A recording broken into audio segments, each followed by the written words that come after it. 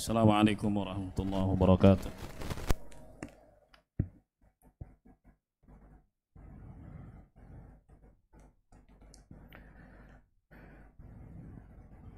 Innal hamdalillah nahmaduhu wa nasta'inuhu wa nastaghfiruh wa na'udzu billahi min shururi anfusina wa min sayyiati a'malina may yahdihillahu fala mudilla lahu wa may yudlil fala hadiya lahu. Asyhadu an la ilaha illallah wahdahu la syarika lah wa asyhadu anna Muhammadan abduhu wa rasuluh sallallahu alaihi wa ala alihi wa sahbihi wa man tabi'ahum bi ihsan wa sallama taslima, amma ba'd. Ibadallah, marilah kita senantiasa bertakwa kepada Allah Subhanahu wa ta'ala dengan sebenarnya, yaitu dengan menjalankan perintahnya sesuai dengan petunjuknya, dengan berharap pahala darinya, meninggalkan larangannya sesuai dengan petunjuknya, serta takut akan adabnya. Ibadallah, di antara rukun iman yang 6 adalah beriman kepada malaikat Allah Subhanahu wa ta'ala. Malaikat itu jamak dari malak atau malak, yang artinya adalah utusan Allah Subhanahu wa ta'ala. Mereka ini adalah makhluk gaib, tidak kasat mata. Mereka ini adalah hamba-hamba Allah Subhanahu wa ta'ala yang diciptakan dari cahaya, sebagaimana dalam hadis yang sahih Nabi sallallahu alaihi wasallam pernah bersabda, khuliqatil malaikatu min nur wa khuliqal jannu min marijim min nar wa khuliqa adam mimma wasifa lakum. Malaikat itu diciptakan dari cahaya, sementara bangsa jin itu diciptakan dari lidah api. Dan Adam alaihi salam diciptakan dari tanah sebagaimana sifat kalian. Ibadallah, mereka ini diciptakan Allah Subhanahu wa ta'ala untuk hikmah yang besar. Di antaranya, mereka diciptakan oleh Allah Subhanahu wa ta'ala untuk selalu patuh kepada Allah Subhanahu wa ta'ala. Mereka selalu beribadah kepada Allah Subhanahu wa ta'ala, tidak pernah berhenti. Nabi sallallahu alaihi wasallam pernah bersabda dalam hadis yang sahih yang menunjukkan banyaknya jumlah mereka dan kepatuhan mereka kepada Allah Subhanahu wa ta'ala. Kata beliau sallallahu alaihi wasallam, attatis sama wa huqqalaha anta itta. Langit itu berderit dan pantas saja dia berderit. Derit adalah suara yang keluar karena memikul beban yang berat. Langit yang sangat besar dan luas, yang dalam riwayat yang lain disebutkan ketebalannya adalah 500 tahun perjalanan, itu berderit karena memikul banyaknya malaikat yang ada di langit. Kata beliau sallallahu alaihi wasallam, ma min maudhi' qadra arba' asabi' ila wa fihi malakun sajidun lillah. Tidak ada satu tempat seluas 4 jari melainkan di situ ada malaikat yang sujud kepada Allah. Dan riwayat yang lain ada malaikat yang berdiri menghadap Allah, ada yang ruku menghadap Allah Subhanahu wa ta'ala. Mereka ini adalah hamba-hamba Allah Subhanahu wa ta'ala yang tidak pernah mendahului Allah Subhanahu wa ta'ala dalam berbicara. Kata Allah Subhanahu wa taala, bal ibadum mukramun, bahkan mereka adalah hamba-hamba Allah yang mulia dan dimuliakan. La yasbiqunahu bil qawli wa hum bi amrihi ya'malun. Mereka tidak pernah mendahului Allah dalam berbicara dan mereka selalu mengerjakan apa yang diperintahkan oleh Allah Subhanahu wa taala. Dalam ayat yang lain kata Allah Subhanahu wa taala, yakhafuna rabbahum min fawqihim wa yaf'aluna ma yu'marun. Mereka adalah hamba-hamba Allah yang takut kepada Allah yang berada di atas mereka dan mereka bekerja berdasarkan perintah. Ini menunjukkan bahwa mereka adalah hamba-hamba Allah yang selalu patuh kepada Allah Subhanahu wa taala. Maka ayat-ayat dan hadis-hadis ini membantah bahwa di sana ada anggapan malaikat yang ingkar dan tidak patuh kepada Allah. Seperti sebagian orang mengatakan bahwa iblis itu dulunya adalah malaikat. Ini merupakan keyakinan yang menyimpang dan merusak reputasi malaikat sebagai hamba-hamba Allah yang selalu patuh kepada Allah Subhanahu wa taala. Iblis itu bukan bangsa malaikat. Iblis itu dari bangsa jin. Dari asal penciptaannya pun berbeda. Allah Subhanahu wa taala berfirman, wa idz qulna lil malaikati isjudu li Adam fasajadu illa iblis kana minal jin. Dan ingatlah ketika kami berkata kepada para malaikat, sujudlah kalian kepada Adam, maka mereka pun sujud kecuali iblis, dan iblis itu dari bangsa jin. Dari asal penciptaannya pun berbeda, ibadallah. Maka merupakan kekeliruan dan kesesatan ketika menganggap bahwa iblis dulunya malaikat. Ini adalah keyakinan orang-orang Kristen.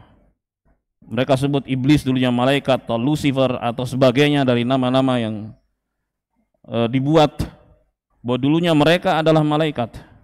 Ada juga klaim Azazil itu dulunya adalah malaikat, kemudian ingkar pada Allah, wal iyadu billah. Itu semua kesesatan dan itu semua penyimpangan. Tidak boleh seorang muslim memiliki keyakinan seperti itu, karena para malaikat semuanya adalah hamba-hamba Allah Subhanahu wa ta'ala yang selalu patuh kepada Allah Subhanahu wa ta'ala. Mereka tidak pernah mendahului Allah Subhanahu wa ta'ala dalam berbicara, apalagi mereka mangkir dan mereka ingkar dari tugas yang dimandatkan kepada mereka. Ibadallah, mereka ini betul-betul tentara Allah Subhanahu wa ta'ala, dan Allah Subhanahu wa ta'ala yang tahu jumlah mereka, dan jumlah mereka sangat banyak. Wa ma ya'lamu junuda rabbika illahu. Tidak ada yang tahu jumlah tentara Tuhanmu wahai Muhammad sallallahu alaihi wasallam kecuali Dia sendiri, yaitu Allah Subhanahu wa ta'ala. Disebut tentara karena mereka selalu patuh kepada Allah, siap melaksanakan apapun yang diperintahkan oleh Allah Subhanahu wa ta'ala. Dan Allah Subhanahu wa ta'ala menciptakan mereka beragam, dengan ragam tugas pula yang dibebankan kepada mereka. Dan itu harus kita imani. Jibril alaihi salam misalnya, Allah Subhanahu wa ta'ala tugaskan untuk menyampaikan wahyu kepada utusan-utusan Allah Subhanahu wa ta'ala dari bangsa manusia. Dan Jibril alaihi salam dipuji oleh Allah Subhanahu wa ta'ala sebagai malaikat yang terpercaya, tidak pernah berkhianat, sebagaimana tuduhan orang-orang Yahudi, dan mereka menyatakan musuhnya Jibril. Waliyadzubillah. Ketika Jibril menyampaikan risalah dan kenabian kepada Muhammad sallallahu alaihi wasallam, orang-orang Yahudi menuduh Jibril berkhianat. Sebagaimana orang-orang Syiah juga menuduh Jibril berkhianat, mestinya diberikan pada Ali bin Abi Thalib tapi diberikan kepada Muhammad sallallahu alaihi wasallam. Padahal Allah Subhanahu wa ta'ala menyatakan bahwa Jibril adalah Al-Amin, muta'in thamma amin. Jibril adalah malaikat panutan, pimpinan malaikat, dan juga malaikat yang terpercaya. Bahkan Allah Subhanahu wa taala mengabarkan penyampaian wahyu kepada Rasulullah sallallahu alaihi wasallam itu berhadap-hadapan langsung dengan jarak kurang dari 2 busur. Kurang dari 2 busur, sekitar 2 meteran kira-kira. Face to face, secara langsung wahyu itu disampaikan kepada Nabi Muhammad sallallahu alaihi wasallam. Ya. Ibadallah. Selain tugasnya menyampaikan wahyu, Jibril alaihi salam juga ditugaskan oleh Allah Subhanahu wa taala untuk membinasakan orang-orang yang tidak patuh kepada Allah Subhanahu wa taala. Jibril diberikan kekuatan yang luar biasa. Fisiknya itu besar sekali. Dalam hadis yang sahih, Nabi sallallahu alaihi wasallam melihat Jibril dalam wujud aslinya dengan 600 sayap. Di setiap sayapnya itu menutupi ufuk atau cakrawala atau horizon. Betul-betul besar Jibril alaihi salam. Allah Subhanahu wa taala mengabarkan tentang kekuatan Jibril, allamahu syadidul quwa, yang mengajarkan Al-Qur'an kepada Muhammad sallallahu alaihi wasallam adalah yang sangat kuat, yaitu malaikat Jibril alaihi salam. Dan di antara kekuatan Jibril alaihi salam, dialah yang ditugaskan untuk menghancurkan kaum Lut alaihi salam. Dengan ujung sayapnya Jibril mengangkat kaum Lut yang mendiami 7 kota, di mana jumlah mereka 400.000 orang, dengan bangunan-bangunan yang ada di dalamnya dan juga binatang-binatang yang ada di dalamnya. Kemudian dicongkel dengan ujung sayap Jibril alaihi salam, lalu diangkat tinggi. Wa ja'ala 'aliyaha safilaha. Kemudian yang atas dibalik menjadi bawah, yang bawah menjadi atas. Dan malaikat-malaikat penduduk langit pun mendengar kokok ayam mereka, lolong anjing mereka. Saking tingginya Jibril alaihi salam mengangkat kaum Lut, kaum LGBT. Kemudian Jibril alaihi salam menghempaskan lagi ke bumi. Ibadallah. Dan mereka semua pun binasa. Jibril alaihi salam, ibadallah, pernah juga ditugaskan untuk menghancurkan kaum Tsamud dengan teriakan yang sangat keras, teriakan yang luar biasa, yang menghancurkan tubuh mereka. Jantung yang ada di dalam menjadi pecah, seluruh tubuh yang ada di dalam tercabik-cabik dengan kerasnya suara Jibril alaihi salam. Kata Allah Subhanahu wa taala, "Inna arsalna 'alaihim sayhatan wahidah fakanu kahashimil muhtadhir." Sungguhnya kami mengutus kepada mereka dengan satu teriakan yang sangat keras, yaitu suara Jibril alaihi salam. Bentakan Jibril alaihi salam membuat seluruh kaum Tsamud hancur binasa seperti tanaman-tanaman layu dan kering. Itu di antara tugas Jibril alaihi salam dari Allah Subhanahu wa taala. Ibadallah. Kemudian di sana ada malaikat Mikail alaihi salam, dan ini juga merupakan tokoh malaikat. Ada 3 tokoh malaikat, Jibril alaihi salam, Mikail alaihi salam, dan Israfil alaihi salam. Mikail ditugaskan oleh Allah Subhanahu wa taala untuk menurunkan hujan dan menumbuhkan tanaman, dan dia kerjakan berdasarkan perintah. Bumi ini dulunya gersang, mati, tandus. Allah Subhanahu wa taala hidupkan dengan turunnya air hujan. Allah Subhanahu wa taala berfirman, "Alam naj'alil arda mihada." Bukankah Kami yang telah menjadikan bumi ini sebagai tempat yang layak huni. Jadi Allah Subhanahu wa taala hanya menjadikan bagi manusia bumi ini sebagai tempat yang layak huni bagi mereka. Mereka tinggal di sini dan gak akan mungkin mereka dapatkan tempat lain selain bumi. Dan bumi dulunya tandus, gersang. Kemudian Allah lah Subhanahu wa taala yang turunkan air dari langit. Dengan air tersebut Allah hidupkan bumi. Dan itu tugasnya malaikat Mikail, mengatur turunnya hujan, menumbuhkan tanaman dan sebagainya. Ibadallah, maka merupakan kekafiran ketika ada orang yang mengaku bisa menurunkan hujan, bisa menghentikan hujan. Maka jangan percaya dengan mereka. Seorang muslim dilarang percaya dengan para dukun atau pawang-pawang hujan dan sebagainya, karena itu adalah kekufuran kepada Allah Subhanahu wa taala. Nabi sallallahu alaihi wasallam mengingatkan, "Man ata kahinan wa saddaqa bima yaqulu faqad kafara bima unzila ala Muhammad sallallahu alaihi wasallam."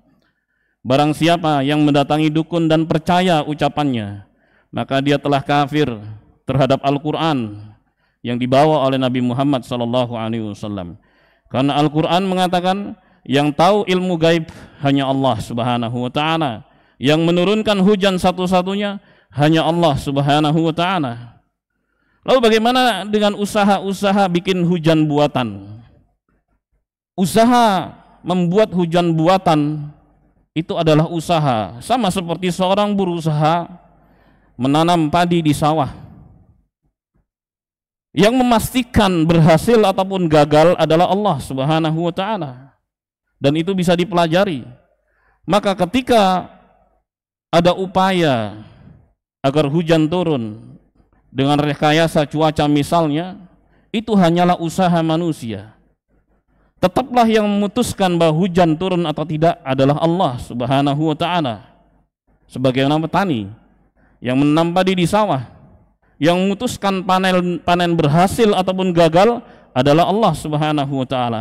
Maka mereka tidak dikatakan membuat hujan, akan tapi berusaha agar mendapatkan hujan turun dengan baik. Ibadallah, maka keyakinan seorang muslim adalah hujan itu yang turunkan adalah Allah Subhanahu wa taala. Yang mengalihkan dan yang menghentikan juga adalah Allah Subhanahu wa taala. Hanya Dia yang menurunkan hujan, hanya Dia yang menghentikannya. Ibadallah. Kemudian di sana ada malaikat Israfil alaihi salam. Yang di antara tugasnya adalah meniup sangkakala. Tugas lainnya itu memikul arsy Allah Subhanahu wa taala. Nabi sallallahu alaihi wasallam diizinkan untuk menyampaikan sebagian dari fisik malaikat Israfil alaihi salam. Kata beliau, "Ma baina syahmati udhuni ila atiqih masirat sab'i mi'ati am." Jarak antara anak telinga dengan bahu itu adalah 700 tahun perjalanan. Kita manusia anak telinganya di sini, bahu di sini, hanya sejengkal. Kurang dari sejengkal. Ya, Jibril alaihi salam disebut oleh Nabi sallallahu alaihi wasallam jarak antara anak telinga sampai ke bahu 700 tahun perjalanan. Menunjukkan betapa besarnya malaikat Israfil alaihi salam. Yang diberitakan oleh Nabi hanya sebagian saja. Kita nggak bisa membayangkan keseluruhannya. Sebagian saja itu sudah cukup bagi kita menunjukkan betapa besarnya betapa besarnya Israfil alaihi salam. Dan Israfil alaihi salam itu sudah memasukkan sangkakala ke dalam mulutnya. Oleh karena itu, ketika Nabi Shallallahu alaihi wasallam diingatkan oleh para sahabatnya, "Wahai Rasulullah, engkau adalah utusan Allah. Mereka para pembesar, baik itu Kaisar ataupun Kisra, penguasa Romawi ataupun penguasa Persia, mereka bergelimang dengan harta benda. Engkau tidur di atas tikar dengan baret-baret yang ada di tubuhmu." Rasulullah sallallahu alaihi wasallam mengatakan, "Kaifa an'um wa qad iltaqama sahibul qarnil qarna." bagaimana aku bersenang-senang sementara malaikat Israfil peniup sangkakala, qarn itu artinya tanduk. Sangkakala itu bentuknya tanduk, seperti apanya kita nggak tahu. Dia sudah masukkan sangkakala itu ke dalam mulutnya. Wahana jabhatah, kemudian dia kernyitkan dahinya, yantadir, dia menanti, mata yu'mar fayamfukh, kapan dia diperintah, saat itu ditiup. Ini 14 abad yang lalu ibadallah, dalam hadis yang sahih. Rasulullah mengatakan, bagaimana aku bersenang-senang sementara malaikat Israfil sudah masukkan sangkakala itu ke dalam mulutnya. Dia menunggu kapan diperintah, saat itu langsung ditiup. Ini 14 abad yang lalu ibadallah. Berarti kita semakin dekat lagi dengan hari kiamat ibadallah. Akan tapi tidak ada satupun manusia yang tahu, tidak ada satupun makhluk yang tahu kapan kiamat itu terjadi. Yang tahu hanya Allah Subhanahu wa taala. Sebab itu ketika Jibril bertanya kepada Nabi SAW dalam hadis yang sahih, ya Muhammad, akhbirni anis sa'ah, wahai Muhammad, kabarkan kepadaku tentang hari kiamat. Mal mas'ulu anha bi'a'lam minas sa'il. Maka Rasulullah SAW mengatakan, yang ditanya tidak lebih tahu daripada yang bertanya. Dua-duanya nggak tahu. Makhluk yang paling mulia dari bangsa manusia Rasulullah Muhammad SAW, makhluk yang paling mulia dari bangsa malaikat adalah Jibril alaihissalam, nggak tahu kapan kiamat terjadi. Hanya Allah Subhanahu wa taala yang tahu. Akan tapi tanda-tandanya sudah banyak terjadi. Maka yang penting bagi kita sebagai hamba Allah Subhanahu wa taala adalah persiapannya menghadapi datangnya hari kiamat tersebut. Aqulu qauli hadza wa astaghfirullah li wa lakum wa lisairil muslimin innahu huwal ghafurur rahim.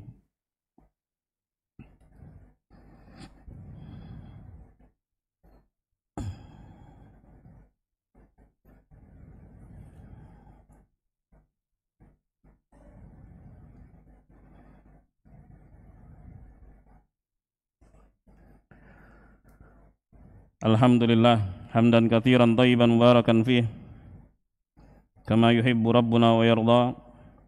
Asyhadu an la ilaha illallah wahdahu la syarikalah wa asyhadu anna Muhammadan abduhu wa rasuluh sallallahu alaihi wa ala alihi wa sahbihi wa man tabi'ahum bi ihsan wa sallama taslima, amma ba'd.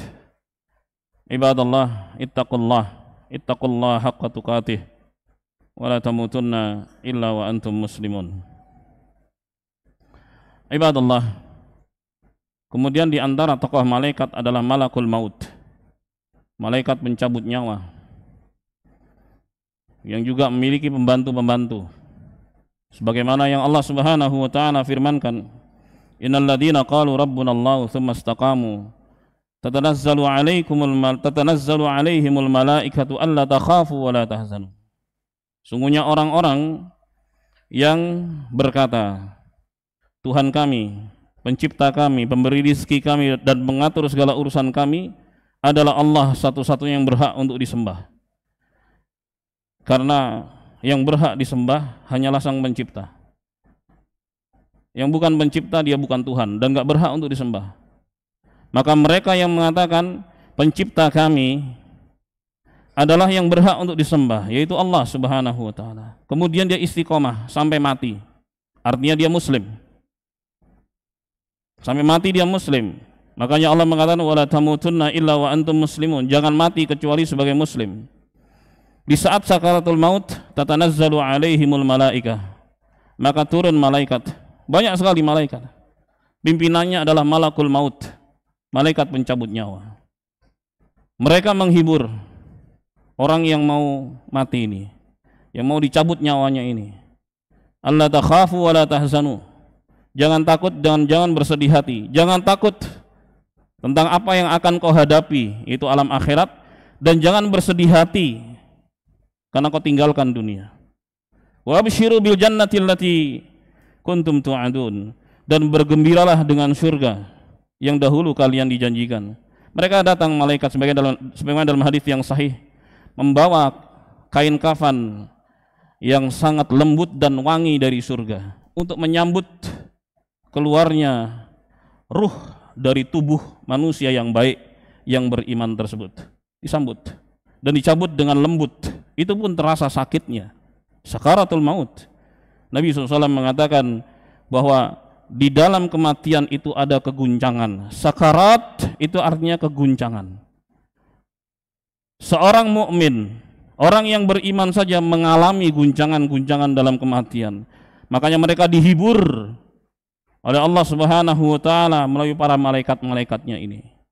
Berbeda dengan orang-orang yang kafir, ibadallah. Kata Allah Subhanahu wa taala, "Walau tara idh yatawaffal ladina kafarul malaikatu yadribuna wujuhahum wa adbarahum wa dhuqu adzabal hariq." Dan seandainya engkau melihat, wahai Muhammad, bagaimana orang-orang kafir itu dicabut nyawanya oleh para malaikat, mereka ketakutan, ibadallah. Mereka menyesal karena mereka tidak patuh kepada Allah Subhanahu wa taala dan mati dalam keadaan kafir. Ketika dicabut dengan keras oleh malaikat-malaikat tersebut. Yadribuna wujuhahum, mereka ditampar, orang-orang kafir ini ditampar oleh para malaikat. Betul-betul ditampar wajahnya dan bokongnya, dan dipaksa untuk keluar rohnya. Ya. Dan mereka, para malaikat itu datang dengan penampilan yang sangat mengerikan dibandingkan dengan yang pertama tadi. Ya. Penampilan yang menakutkan seperti yang diberitakan Nabi SAW. Dan malaikat-malaikat itu mengatakan, wadzuku adzabal hariq, dan rasakanlah siksaan yang membakar. Ini orang-orang kafir. Ya. Dalam ayat yang lain Allah Subhanahu wa taala berfirman, walau tara idz zalimuna fi ghamaratil maut, dan seandainya engkau melihat, wahai Muhammad, bagaimana orang-orang kafir itu, orang-orang zalim itu di dalam sakaratul maut, wal malaikatu basitu aidihim, sementara malaikat-malaikat itu menghamparkan tangan-tangan mereka. Setelah yang mengatakan, akhriju anfusakum, keluar. Malaikat memerintahkan pada orang kafir itu keluar. Karena mereka takut untuk keluar. Karena takut keluar, kemudian mereka ditarik dan diseret dengan keras. Al-yawma tujzauna adzabal hun. Hari ini kalian akan dibalas dengan siksaan yang menghinakan. Sebab itu Allah Subhanahu wa taala bersumpah dengan menyebut malaikatnya. Wan nazi'ati gharqa, wan nasyitati nashta. Demi malaikat-malaikat yang mencabut nyawa dengan lembut, demi malaikat-malaikat yang mencabut nyawa dengan keras. Ibadallah, pimpinan mereka adalah malakul maut. Sementara malaikat-malaikatnya yang lainnya membantu malakul maut alaihi salam. Adapun penamaan Israel memang disebutkan oleh Ibnu Katsir rahimahullah, akan tapi yang tersebut di dalam Al-Qur'an disebut oleh Allah Subhanahu wa taala dengan sebutan malakul maut, malaikat pencabut nyawa. Ibadallah, semua itu harus kita imani bahwa Allah Subhanahu wa taala menciptakan malaikat-malaikat itu untuk menjalankan tugas-tugas dari Allah Subhanahu wa taala, dan masih banyak lagi. Tentunya waktu yang pendek dan sedikit tidak cukup, tapi paling tidak yang harus kita imani apa yang Allah beritakan, apa yang Rasulullah SAW ceritakan tentang malaikat-malaikat dan tugas-tugasnya, maka harus kita imani. Dan ingat, satu-satunya dalil yang bisa diterima tentang perkara gaib adalah dari wahyu, dari Al-Quran dan As-Sunnah As-Sahihah. Kemudian kita imani berita-berita tersebut. Semoga Allah senantiasa memberikan taufik hidayah pada kita semua dan menyelamatkan kita di dunia maupun di akhirat kelak. Allahumma salli ala Muhammad wa ala ali Muhammad kama sallaita ala Ibrahim wa ala ali Ibrahim innaka Hamidum Majid. Wa barik ala Muhammad wa ala ali Muhammad kama barakta ala Ibrahim wa ala ali Ibrahim innaka Hamidum Majid.